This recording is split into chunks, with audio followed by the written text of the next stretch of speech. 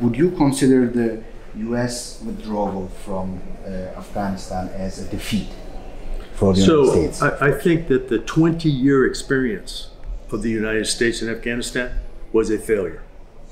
And I say this because we did not achieve the goals that we set for ourselves alongside our Afghan partners. And I think by definition, when you don't achieve your goals, you're not successful.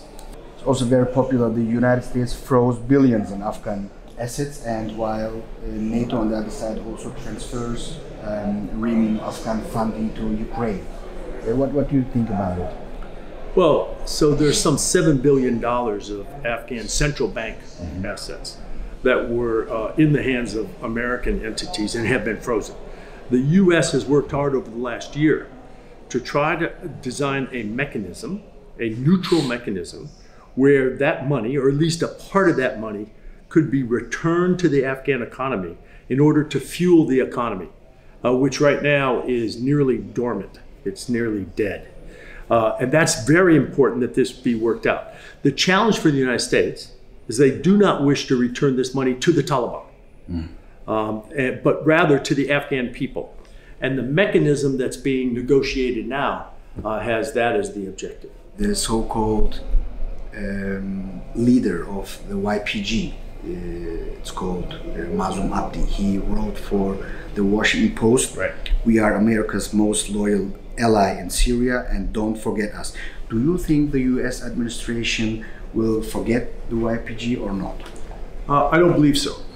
So the YPG, as Massoum wrote in the Washington Post, was perhaps our most important battlefield ally in the fight against the Islamic State Caliphate. And of course, that fight would not have been successful without the work of the Syrian Kurdish forces, the YPG. We in America understand that Mr. Erdogan and the Turkish nation view this differently. This is not unusual. Allies sometimes have different views on the very same topic. The goal here, however, is to manage this disagreement without coming to arms. And the danger of Turkish operations in northern Syria is that there are still Americans in northern Syria. So we want to, at all costs, prevent fratricide among allies. And that's why this is such a delicate issue.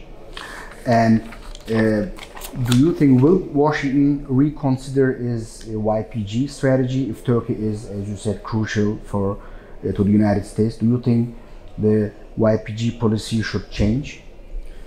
So I don't think we should abandon our YPG allies. They have fought with us.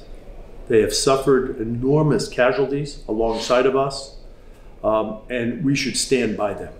But we must also understand well the Turkish interests here, because the Turks have suffered, the Turkish nation, the Turkish people have suffered for decades by way of Kurdish extremists, Kurdish militants. And it's important to find a way together forward, because Turkey remains a NATO ally, and Turkey remains central to the effort in Ukraine. So for many reasons, U.S.-Turkish relations require that we find a way to manage our mutual interests in northern Syria without endangering one another. Significant number of Turkish politicians and also the people believe that the United States, the administration, is attempting to construct a new state in Syria through the YPG. Is there such a strategy in the United States? No, I know of no effort in Washington to do that. The reason there are still American troops in northern Syria is because of the remnants of the Islamic State and this small pocket of an Al-Qaeda cell in northwest Syria. So it's the counterterrorism mission that takes American interest to northern Syria. It has nothing to do with breaking up the Syrian state or anything like that. Thank you very much.